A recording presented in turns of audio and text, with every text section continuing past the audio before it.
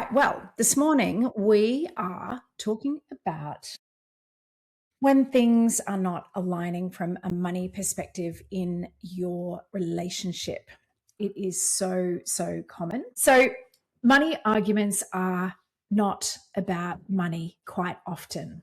There are values and there are beliefs that sit around the conversations that we have about money. Money is at the surface, but underneath it, we have security. It can be about control, about freedom, about trust.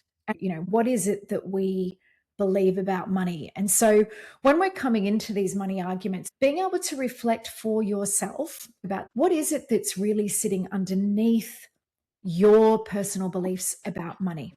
We all arrive in our relationships with a money story.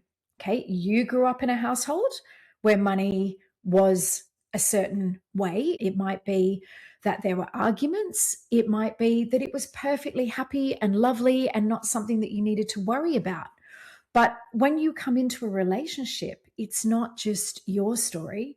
It's your partner's story as well. And nobody's story is wrong. They're just different. We need to find a way that we can live together with both of our money stories. So how can you navigate these conversations? One of the most practical things we can think about is, the yours, mine, and ours approach. This is kind of a really useful circuit breaker to take some of the emotion out of the conversation. This kind of approach does preserve your own financial autonomy while still being able to build shared goals.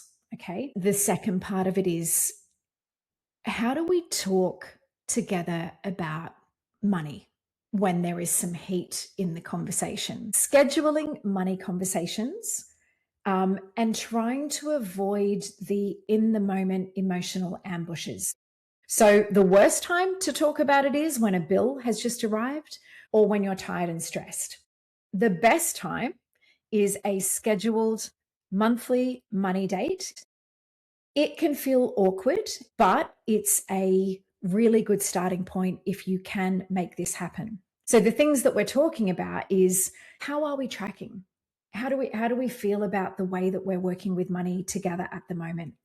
What's coming up for us in, kind of this next period? And even that one thing is really, really great. The next one is getting on the same page about the big goals. When you and your partner actually have a really firm shared goal, you both know what you're tracking towards, and getting those on the table and seeing each other's perspective is a really key thing.